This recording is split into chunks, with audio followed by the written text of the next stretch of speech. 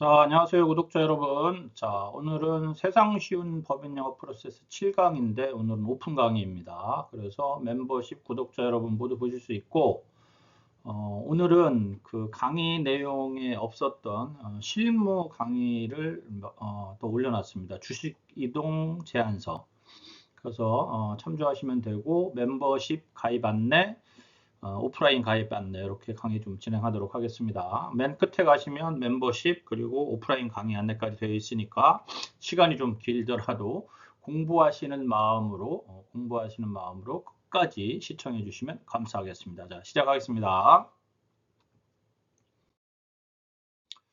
오늘 주제는 비상장 주식이에요. 여러분들 뭐 법인 컨설팅 하시면 항상 이 문제이죠. 많이 만나보시죠. 뭐 명의신탁 주식이 있다. 뭐 자녀들에게 주식을 증여하고 싶다. 문제는 뭐예요? 주식 가치가 만만치 않다. 대부분의 중소기업이 아주 많은 이익도 아니에요. 약간의 이익만 나더라도 액면가 대비 뭐 서너 배는 기본이고 많게는 뭐 수십 배가 되는 기업들이 많죠. 결국 이제 가업 승계를 하거나 이런 경우 가보면 주식에 따른 세금 문제 때문에 가업 승계가 고민이 되고 세금이 없고 지금 현재 제가 지금 진행하고 있는 기업도 가업 주식을 제외하고도 세금이 몇십억인 경우가 있거든요. 참 애매합니다. 왜냐하면 비상장 주식은 거래가 되지 않는 주식이 절대 다수인데 이 절대 다수 주식이 CEO의 어떤 경영 성과에 의해서 가치가 늘어난 거잖아요. 가치가 늘어났는데 그 늘어난 가치가 실물 자산은 거의 아니죠, 사실. 실물 자산은 거의 아님에도 불구하고 이게 이전이 될 경우, 이전이 된다는 건 세 가지일 거예요. 양도되거나 증여되거나 상속되거나, 그렇죠? 이 경우에 이제 어마어마한 세금을 내게 된다. 그래서 제가 오늘의 주제는 비상장 주식은 세금 폭탄이다. 이렇게 말씀을 드린 거예요. 자, 니즈맵 보겠습니다. 평가 방법. 평가 방법. 왜 평가합니까? 비상장 주식을 왜 평가하느냐? 거래를 위해서 평가하는데 이 거래라는 게 어떤 상업적인 거래가 아닌 거죠. 물려주거나 이런 경우가 많죠. 그러다 보니까 과세를 해야 되는데 어떤 과세 표준이 되는 어떤 시가를 판단하는 기준이 없어서 우리가 이제 비상장 주식의 보충적 평가 방법이라는 걸 이용하잖아요. 그래서 이제 평가를 해요. 왜? 세금 내게 매기기 위해서. 누가? 과세 당국에서. 너 얼마 세금 내? 이런 개념이죠. 언제 합니까? 주식 이동할 때. 어떻게? 보충적 평가 방법에 의해서. 여기서 중요한 건 요 두 가지 아셔야 돼요. 보충적 평가 방법을 하는데 순손익가치와 순자산가치가 있어요. 손익가치는 전년도 기준이에요. 지금 평가 시점 기준으로 전년도, 전전년도, 전전전년도 3년까지. 그리고 순자산가치는 평가하는 지금 시점이에요. 지금 시점. 이게 다르다는 걸 알고 계셔야 됩니다. 그리고 자산을 재평가해요. 부동산 등은. 이 부분을 기억하고 계시고 주식을 이전하기 위해서 이제 비상장 주식이라는 개념이 있는데 평가하는데 왜 이제 주식 이전을 왜 합니까? 이제 자산 승계의 목적이거나 아니면 회수죠. 누가 증여자 혹은 양도자가 할 것이고 언제 주식 이동 시 어떻게 양도하거나 증여하거나 상속하거나 그래서 명의 신탁 주식을 회수하거나 주식을 증여하거나 가업 주식 증여 특례를 할 경우 상속을 할 경우 그래서 이제 중요한 건 뭐냐면 요 과세 표준이라는 개념이 중요해요. 결국은 뭐냐면 요 보충적 평가 방법에 의해서 나오는 경우가 절대 다수다. 물론 이 주식 가치를 줄이기 위해서 KOTT 뭐 KOTC T가 아니고 KOTC를 이용한 부당 거래 해서 이게 뭐 MBC 그 뉴스라이트인가요? 거기에서 한번 좀 뭐 그 보험 컨설턴트들의 부정한 방법 이런 게 보도된 적이 있잖아요. 부정한 방법을 쓰시면 안 됩니다. 합법적인 방법으로 절세할 수 있는 플랜을 끊임없이 찾아내는 게 우리 컨설턴트들이 공부하고 컨설팅하는 과정이겠죠. 그 다음에 이제 주로 쓰이는 게 증여는 딱 정해져 있잖아요. 평가된 금액에서 증여하고 증여 공제가 되는 거예요. 그런데 저가 양수 양도에 대한 개념은 우리가 알고 있어야 됩니다. 특히 명의신탁 같은 경우. 그래서 주식을 회수하기 위해서 저가 양수도, 고가 양도는 뭐 거의 없고, 신탁자, 수탁자, 주식 이동 시 양수도 거래를 합니다. 그러니까 여기서 이제 30억 개념하고 30% 개념이 중요해요. 30%. 30, 글씨가 잘 안 써지네요. 죄송합니다. 30%. 요 30% 개념은 이제 특수관계인일 경우에요. 이건 뒤에 설명을 드리겠습니다. 그래서 요 경우에 이제 3억 원과 30%를 벗어나는 범위 내에서의 이제 증여의익, 증여의제의 이익, 이제 이익이 발생함으로써 이제 증여세가 과세된다. 이런 부분. 그래서 비상장 주식을 여러분들이 이전하실 때는 특수관계인에 대한 개념을 정확하게 알고 계셔야 돼요. 왜? 부당행위 부인이 될 수 있습니다. 3억 원 30%. 누구? 특수관계인 주식 이동 시 어떻게 세법 검토를 잘해야 돼요. 이 특수관계가 정말 어렵습니다. 그래서 이 부분 이동하실 때 우리 구독자 여러분, 특수관계인의 개념이 어려우면, 왜 특수관계인은 있잖아요. 국세 기본법, 법인세법, 소득세법, 상증세법에 따라 특수관계인의 정의가 조금씩 달라요. 조금씩 달라요. 이 다른 부분을 잘 아셔야 됩니다. 잘못 아셨다가 큰일 나는 경우가 생길 수 있습니다. 그래서 이제 아셔야 되는 게 특수관계인 거래 소멸 시점, 이게 이제 대표적인 게 임원인데, 우리가 흔히 등기 임원은 특수관계인으로 보잖아요. 그래서 이제 예전엔 5년이었는데 이제 등기 임원을 사임하고 3년이 지나면 이제 특수관계가 소멸된다, 이런 얘기가 있잖아요. 예, 그런 부분들. 그 다음에 검토해야 되는 게 관주취득세예요. 비상장 주식을 이동하시면 세법 규정에 과점주주가 되면 관주취득세를 부과한다, 이렇게 돼 있습니다. 그래서 세법 규정 과점주주 주식 이동 후에 취득세 납부를 하는데 관주취득세는 2%예요. 그래서 과세 여부를 검토를 해야 되고, 취득세 대상 자산을 판단해야 됩니다. 대부분 부동산. 그 다음에 이제 금액. 그 다음에 이제 주식 이전 체크 사항도 세법을 준수해야 되고, 누가? 주주가 언제? 주식 이동 전에. 체크리스트가 있어요. 체크리스트는 뒤에 보여드릴게요. 양도세율, 뭐 금액, 증여세율 금액, 지분 구조, 간주취득세, 뭐 시가 평가를 잘 했냐, 이런 부분들 중요하죠. 자, 스토리라인. 이건 항상 말씀드리지만 우리 구독자 여러분, 멤버십 여러분들의 스토리라인을 만들어서 이렇게 정리를 해 놓으세요. 그래야 영업하시는 데 도움이 돼요. 비상장 주식을 언제? 제가 항상 말씀드리는 OWH 6하 원칙에 의해서 비상장 주식을 언제 마지막으로 평가하셨습니까? 평가는 누구한테 받았습니까? 여기서 여러분들, 내가 세무사 사무실에서 알려줬다. 이게 함정이 있어요. 그냥 일반 세무사무실에서 기장 업무를 하고 있는 여직원들은 비상장 주식 가치 개념이 약합니다. 그 친구들은 기장 업무를 하는 친구들이지 평가하고 이런 업무를 하는 친구들이 아니에요. 그런데 종종 세무사 여직원이 액면가로 거래해도 이상 없다 그랬어요. 해서 큰 코 다치는 CEO들을 만나는 경우가 왕왕 있죠. 여러분들 있으실 거예요. 세무사 사무실이 아니고 세무사께서 평가해준 가평가 자료라도 비상장 주식 평가 조서 이런 부분들을 받아보시는 게 평가를 받아본 것이다. 아셨죠? 언제 주식 양도를 해보셨습니까? 뭐 간집 취득세를 얼마나 납부하셨습니까? 이런 등등의 내용들의 스토리라인을 항상 만들어서 그 화법으로 사용하시기 바랍니다. 자, 다음 장. 다음 장부터는 지루한 이론적인 부분이니까 쭉 읽어만 드릴게요. 그럼 상증법상 주식평가는 어떻게 하느냐? 일단 첫 번째, 이게 중요합니다. 비상장 주식은 현금화하기가 어렵죠. 대부분 이제 이걸 현금화하기 위해서 뭐 요즘 많이 컨설팅 하고 계시는 뭐 이익 소각을 하거나 뭐 감자를 하거나 이런 부분들을 활용을 하고 계시다. 이제 이런 부분을 활용한다는 게 뭡니까?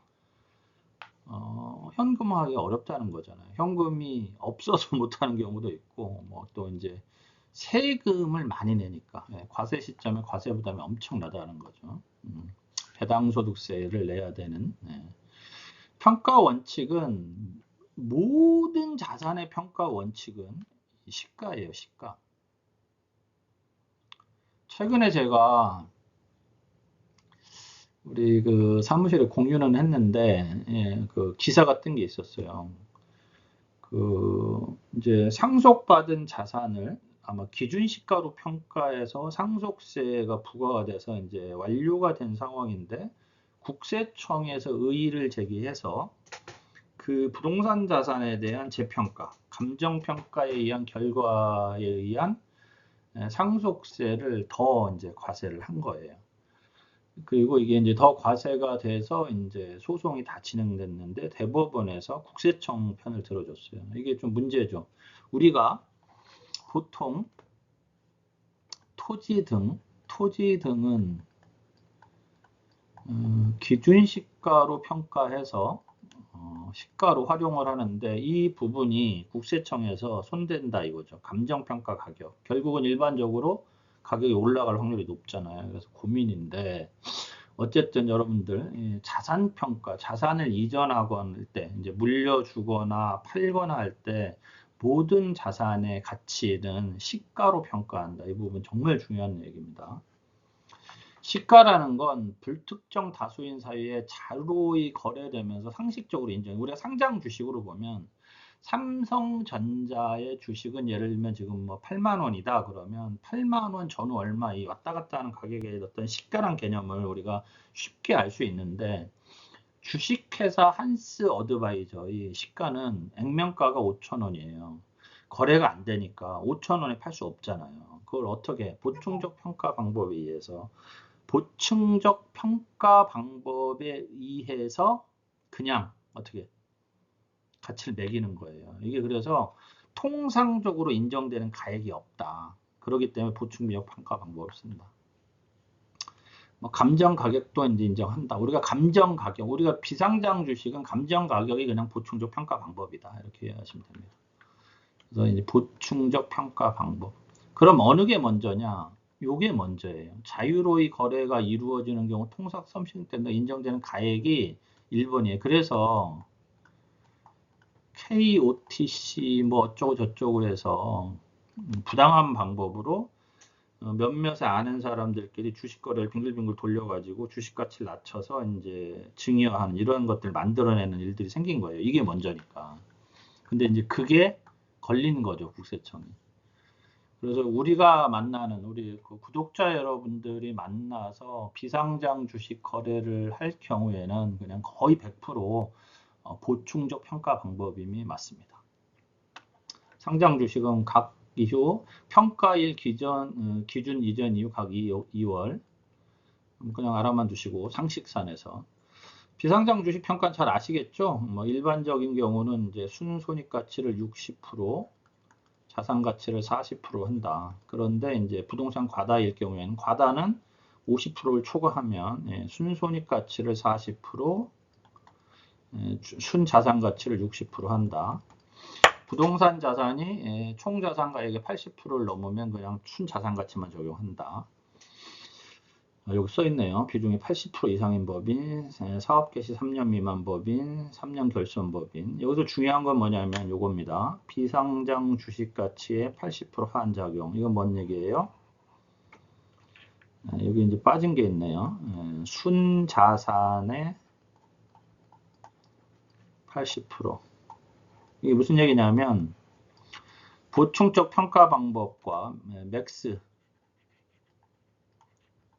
보충적 평가 방법은 평가 금액. 이 평가 금액은 보충적 평가 방법에 의해서 나온 평가 금액이에요. 평가 금액과 순자산의 80% 중 큰 금액이 비상장 주식 가치다. 그럼 평가 금액이 예를 들면 2만 원인데 순자산 가치의 80%가 3만 원이라고 하면 이 회사의 주식 가치는 3만 원이다. 이 개념입니다. 법인 합병이 사업 개시 3년 미만 법인 등은 순자산 가치로만 평가한다. 다음 장.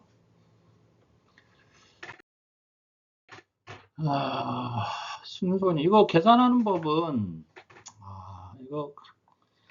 이거는 그냥 참고만 하십시오. 요 슬라이드는 넘어갈게요. 요거는 참고만 하시고요. 중요한 건 이겁니다. 요거만 알려드릴게요. 예를 들면 현재 2024년 8월 시점에 주식평가를 해요. 주식평가를 하는데 헷갈리는 얘기를 한번 해볼게요.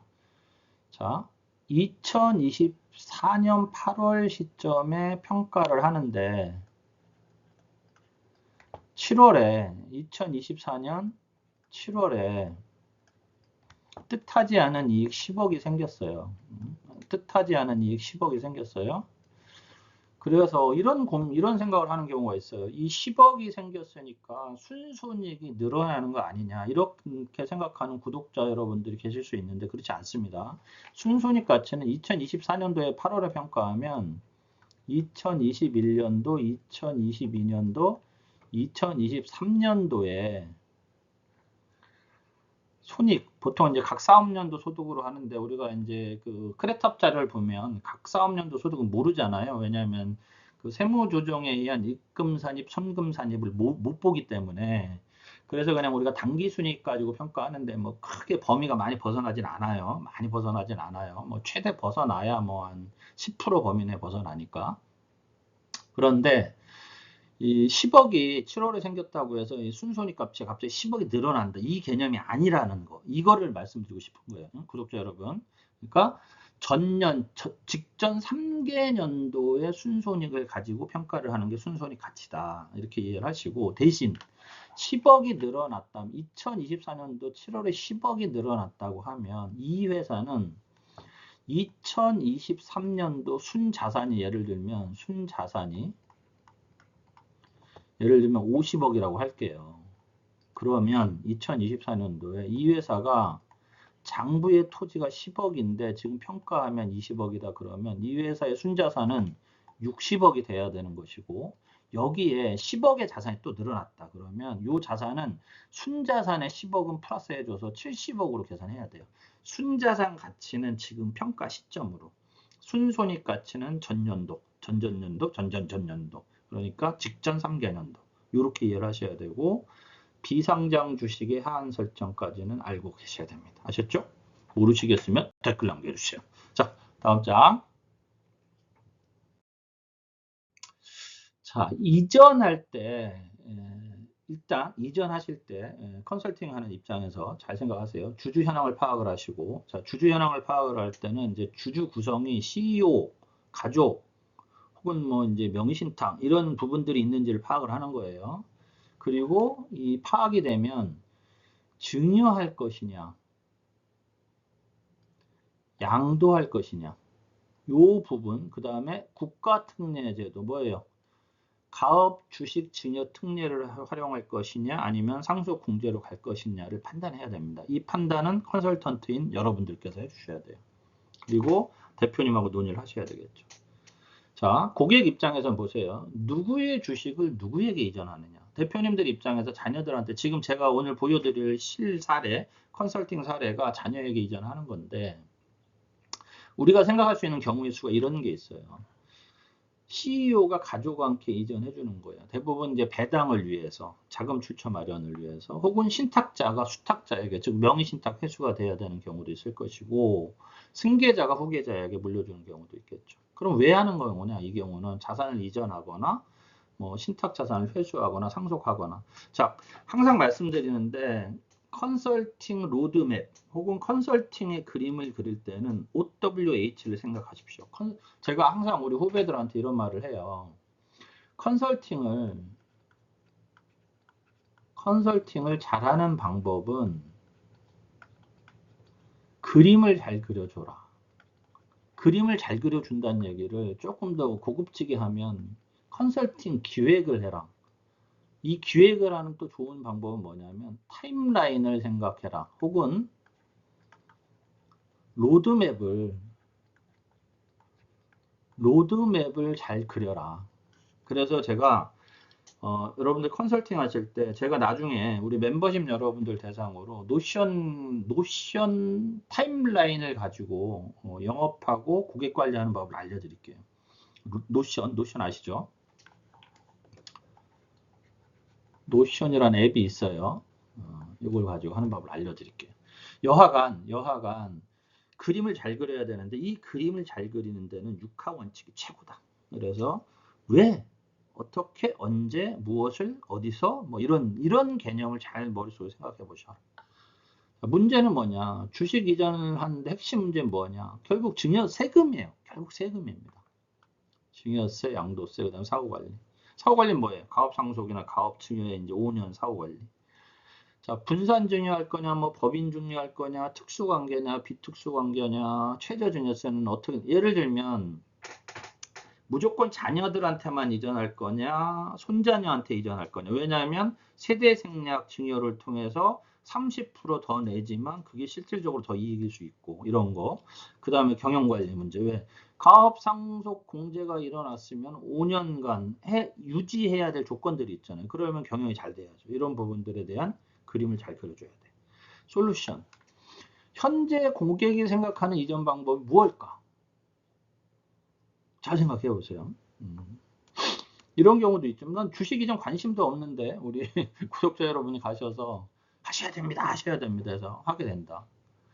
니즈가 없는 니즈가 나오는 건 경우는 좋은데 아예 관심이 없는데 주식 이전을 하라고 하는 게 과연 올바른 것이냐. 물론 저도 주식 이전은 가능하면 하시라 그래요. 왜냐하면 이 비상장 주식이 결국 무거운 자산 이전세, 제가 자산 이전세라고 하는 게 대부분 이제 상속세 증여세예요. 예, 그 주요 원인이 되니까.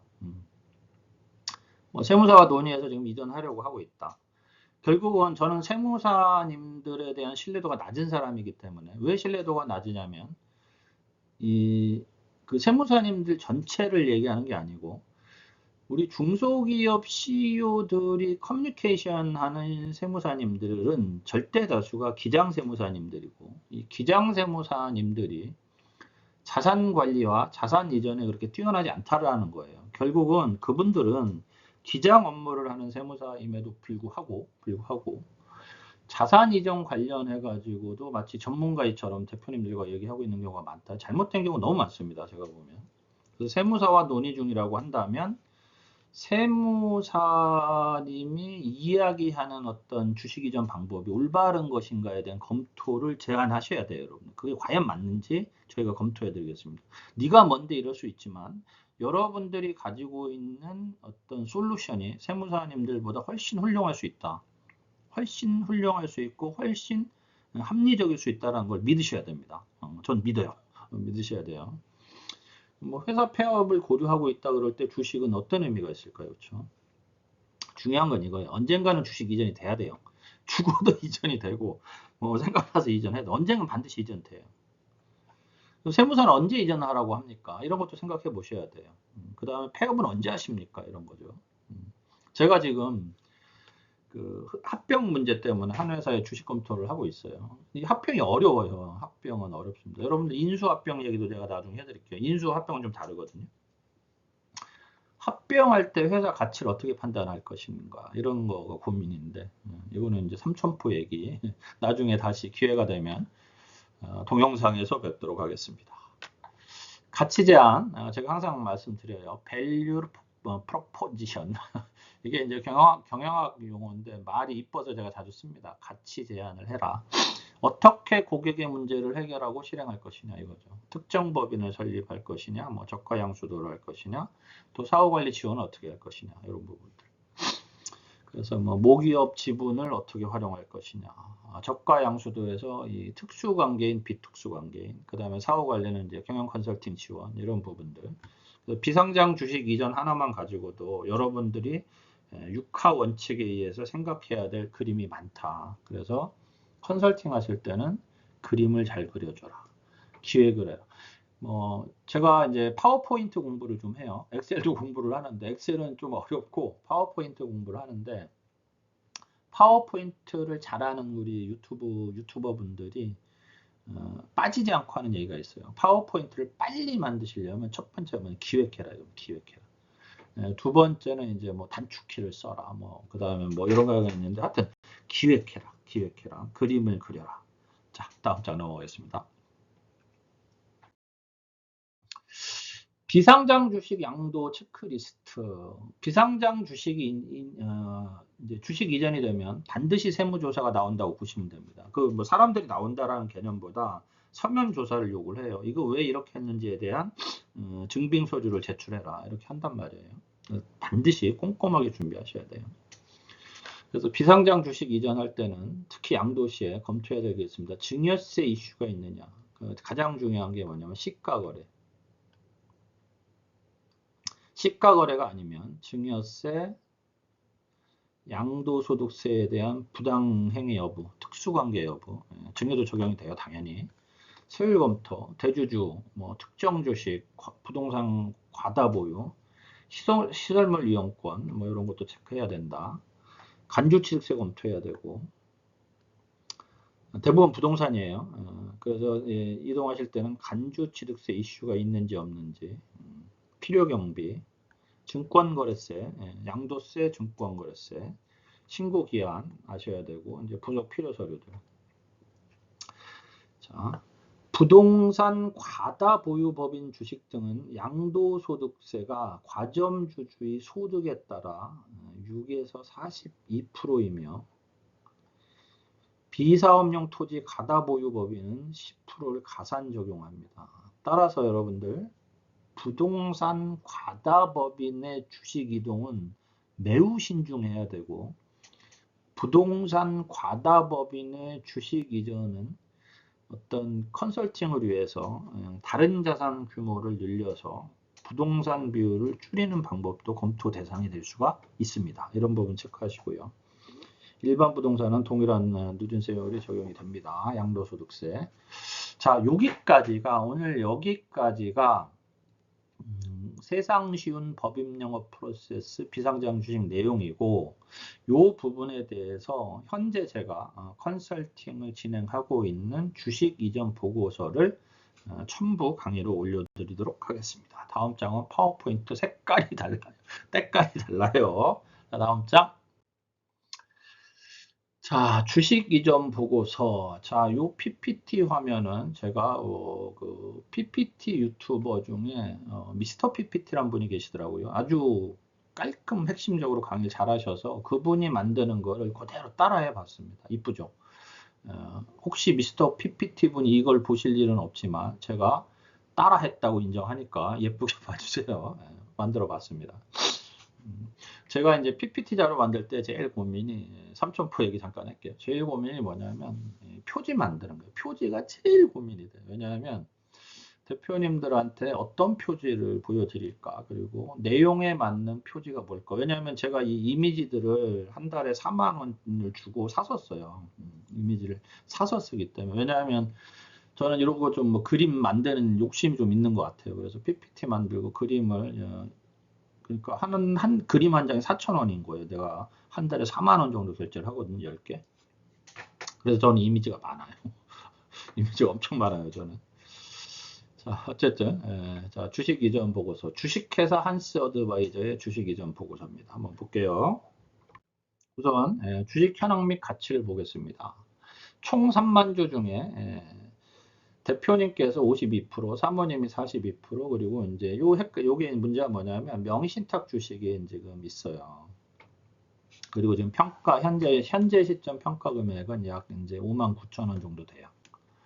주식 비율은 이렇게 이제 제가 원형 차트로 보여드렸고, 요 밑에 내용은 뭐냐면 두 가지 목적에서 작성을 한 거예요. 하나는 대표님, 요게 대표님, 요게 이제 사모님 배우자, 요게 이제 8,800만 원이, 요 8,800만 원이 이제 명의신탁 주식인데, 주식 가치야 뭐 3.5%, 제가 연 3.5% 현재 시중 금리 정도 반영을 했는데, 이건 사실은 뭐 10%가 될지 20%가 될지 몰라요. 현재 9억이 이제 20년이 지나는 시점이 되면 17억이 됩니다. 이게 뭐예요? 주식 가치가 늘어나면서 상속세 부담이 커집니다. 이런 걸 보여주는 거고. 총액입니다. 총액. 그 다음에 이제 이 명의신탁자 주식이 회수가 늦어지면 늦어질수록 주식 가치가 올라가니까 어떻게 돼요? 양도세 부담이 점점 커진다는 거죠. 그 부분을 보여드리기 위해서 이제 경과기간별 효과를 여러분들이 만드는 방법을 하나 알려드릴게요. 효과를 더 높게 나타나는 방법은 이거예요. 이 주식 평가를 제가 2023년 기준으로 했고, 여긴 주식 이동이 이제 이루어지고 있기 때문에 세무사 사무실에 비상장 주식 평가를 받은, 이제 쉽게 얘기하면 보충적 평가를 받은 공식화된 시가예요. 58,932원이. 자, 이렇게 해보세요, 여러분들. 2021년, 2022년, 2023년 주식 평가를 했더니 58,000원이에요. 58932. 그러면 여러분들이 주식 평가를 이렇게 해보세요. 2020년, 2021년, 2022년. 이때 예를 들면 4만원이에요. 자, 2019년, 2020년, 2021년 했더니 이때 해봤더니 25,000원이에요. 자, 상승률 얼마예요? 자, 이거 계산기를 한번 두드려 볼까요?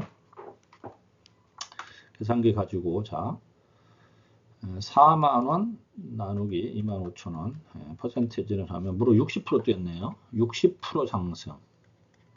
자, 4만원에서 58932 58932 나누기 4만원 퍼센테이지 하면 47.3%.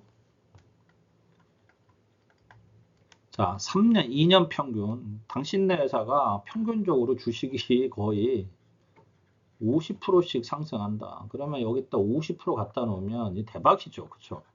그래서 여러분들 주식가치 평가를 해보면 일반적으로 3.5%보다는 높은 경우가 많아요. 대부분 제 경험에 의하면 7, 8%, 많은 데는 한 12%까지 뛰어요. 그러면 여러분들 12%씩 뛰면 있잖아요. 불과 뭐 10년만 지나도 따따블 될 수 있어요. 그래서 그런 부분들을 감안해서 경과기간별 주식가치 상승 현황도 첨부한 겁니다. 자, 요 상황이에요, 현재. 자, 주식을 여기서의 이제 고객의 니즈, 대표님의 니즈는 뭐냐면 자녀가 3명이 있는데 3명 자녀에게 주식을 주고 싶은 거예요. 주식을 증여해 주고 싶고 이 주식을 찾아오고 싶은 거예요. 이 주식을 찾아오고 싶은 거예요. 자, 다음 장. 증여 방안은 일단 대표님 거는 묶어두고 사모님 주식은 가압승계 특 왜냐하면 여러분들 가압승계 특례는 한 명만 해당되잖아요. 한 명, 최대 주주 한 명. 결국은 이제 대표님 주식이 특례 주식이라고 보면 사모님 주식은 특례 주식에 해당되지 않으니까 나중에 이제 혹시 사모님 돌아가시면 어떻게 돼요? 상속세 과다 금액이 되겠죠. 이 평가 금액이 숫자 잘못됐네요. 8억 8천일 텐데.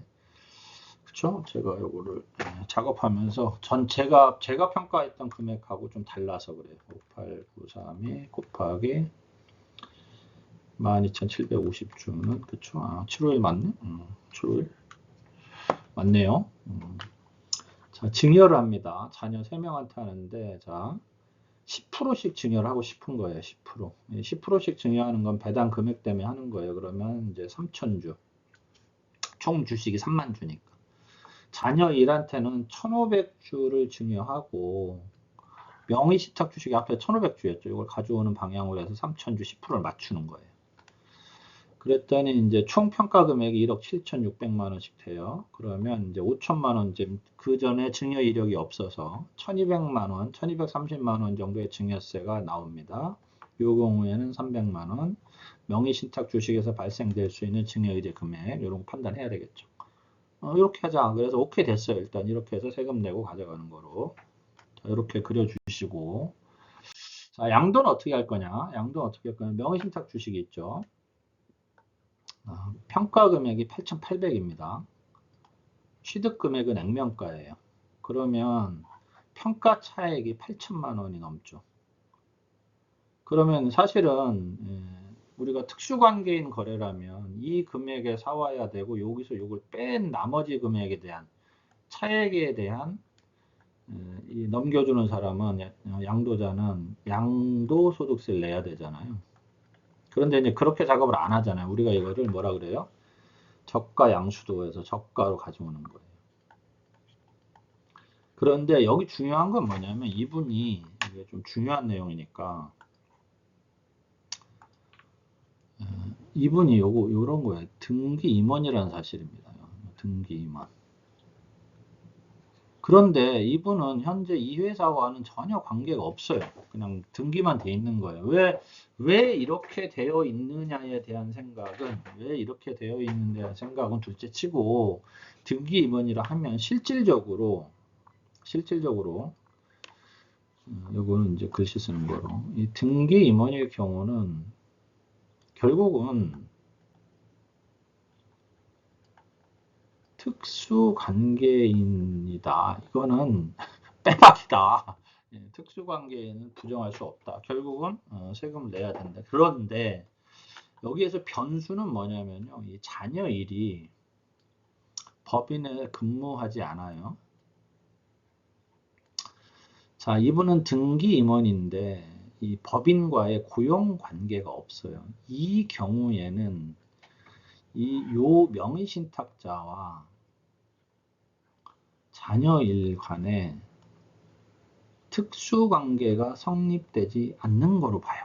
이게 중요합니다. 특수관계가 성립되지 않는 것으로 보기 때문에 이 경우에 저가 양수도에 의해서 3억 원, 이 3억 원이 뭔 내용인지 모르면 주식 양수도 거래의 비특수관계인 특수관계인 내용을 공부를 하세요. 뒤에 내가 장이 나오지만 제가 자세하게 설명 안 드릴 테니까 공부하셔야 돼요. 공부하시면서 이런 부분들을 내꼬아 시키셔야 됩니다. 우리 구독자 여러분들. 그래서 그냥 얼마? 750만 원 주고 가져오면 됩니다. 네, 다음 장. 그래서 이제 검토 내역을 알려드리는 겁니다. 특수관계인인 경우에는 요겁니다. 요게 중요해요. 차액만 민 30% 적용. 요거 계산 한번 해보세요, 여러분들. 그러면 한 2,700~800만 원 정도까지는 이제 공제가 돼요. 그게 무슨 소리냐면 아까 이제 8천만 원이 양도 차액이잖아요. 그쵸? 8천만 원 정도가. 자, 8,800만 원에 30%면 얼마일까요? 8,800만 원에 9.4만 하면 2,600 되네요. 여기서 빼기 2,600, 8,800에서 뭐 요 정도. 그러면 요 남는 금액 정도가 아마 증여이익이 될 거예요. 그 개념입니다. 근데 이제 우리가 하는 거는 지금 이게 아니에요. 특수관계가 아닌 자 간의 거래에서 차액 마이너스 3억 원. 그래서 음수가 나와서 뭐죠? 이제 음수가 나와서 증여이익이 없다. 이 얘기를 하는 겁니다. 그래서 근무하지 않는 자녀와 등기 임원 간의 특수관계 여부 검토, 이게 이제 판례가 있는 거를 가져온 거예요. 자, 소득세법상 특수관계는 일단 뭐 여자 이거 파란색으로 친인척 관계는 무조건 특수관계예요. 그냥 임원과 그 밖의 사용인, 법인이 사용을, 이게 중요한 겁니다. 법인의 사용인을 말하는 것이 아닌 주주 개인에게 고용된 사용인. 소득세법상 특수관계인. 저 중요한 게 앞으로 왔어.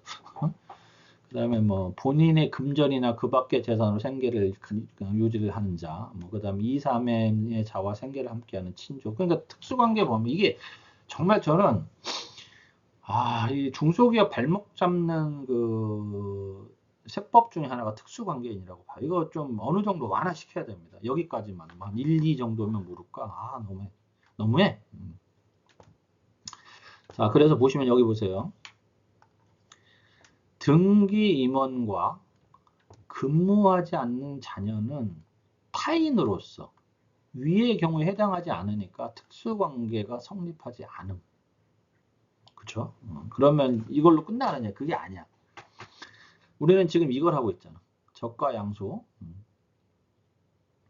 상증법 제35조를 적용함에 있어 특수관계에는 상증법 시행령 제2조의 2에 따라 판단.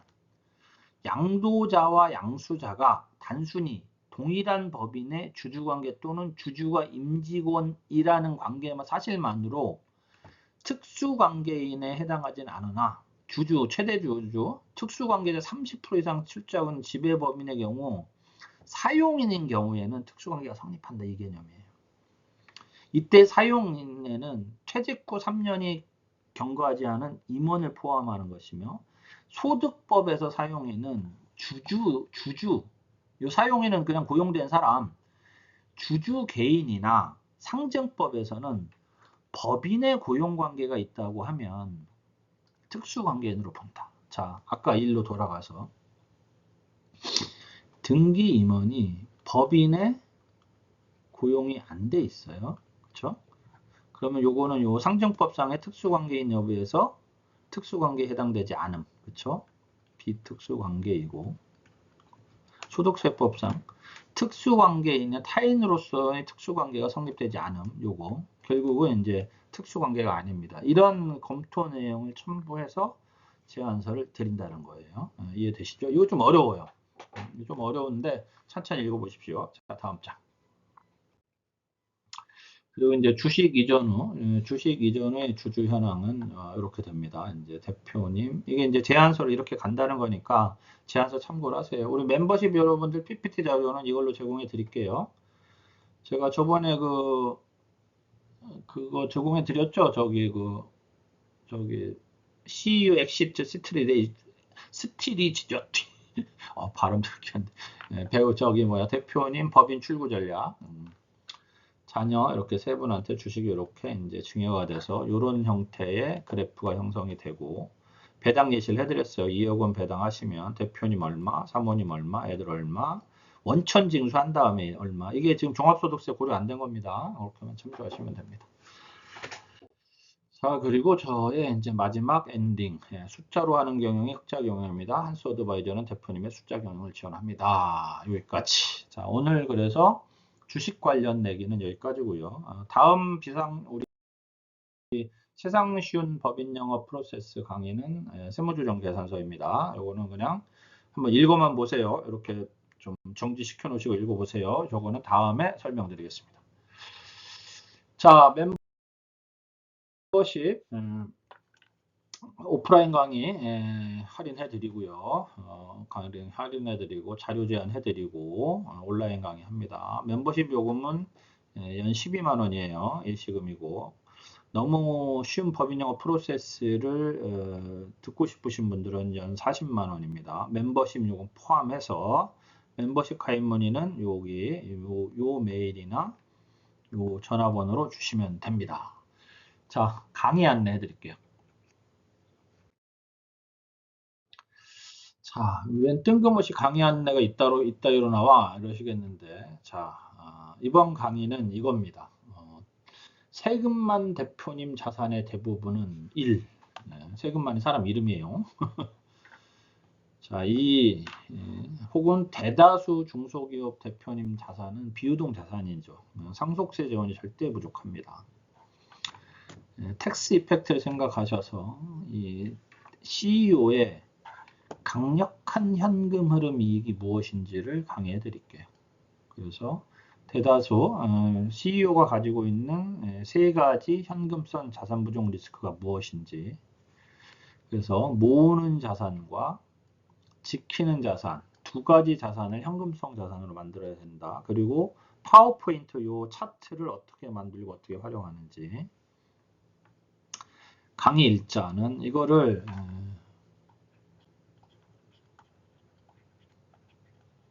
재무제표, 즉 재무상태 BS와 손익계산서 IS를 토대로 크레탑 자료를 토대로 혹은 대표님들이 우리 구독자 여러분 혹은 멤버십 여러분들에게 제공한 이 재무제표를 토대로 어떻게 제안서를 만들어서 어떻게 자산 관리를 해 나가시라는 내용을 강의하는 거예요. 3시간 정도 하겠습니다. 9월 6일 날, 다음 달 6일에 강의비 10만 원, 멤버십은 50% 할인 5만 원. 저희 회사 사무실에서 하겠지만 혹시 뭐 강의 인원이 많아지면 강의장 변경 가능. 많지는 않더라고요. 보통 한 10분 내외셔서 줌 강의 참석 가능합니다. 줌 강의 참석 가능하십니다. 강의비 입금하시고 알려주시면 줌 강의 당일날 제가 줌 그 링크를 보내드려요. 줌 강의가 좀 불편해요. 왜냐하면 화면만 보고 하시니까. 그래서 혹시 뭐 이렇게 가까운 곳에 계신 분들은 오셔서 오프라인 강의 들으시는 게 더 좋겠죠. 자, 오늘 강의는 여기까지고요. 인사드리고 마무리하겠습니다. 자, 주변에 강의를 듣고 싶거나 멤버십을 원하시는 분들이 있으면 요쪽에 한용수 전화번호 이메일 안내 좀 해주시고, 혹시라도 이렇게 우리 뭐 듣는 우리 구독자 여러분들 중에 뭐 지점장님을 하고 계시거나 법인 영업 대리점을 하고 계시거나 아니면 대리점을 하고 계신데 법인 영업에 관심이 있으시거나 그러면 저한테 전화 주시면 강의 필요하시면 저한테 전화 주시면 감사하겠습니다. 좋아요, 구독도 좋지만 주변에 계신 좋은 컨설턴트 여러분들이 한스 어드바이저를 보실 수 있도록 좀 도와주시면 감사하겠습니다. 자, 다음 강의에 뵙겠습니다. 고생하셨습니다.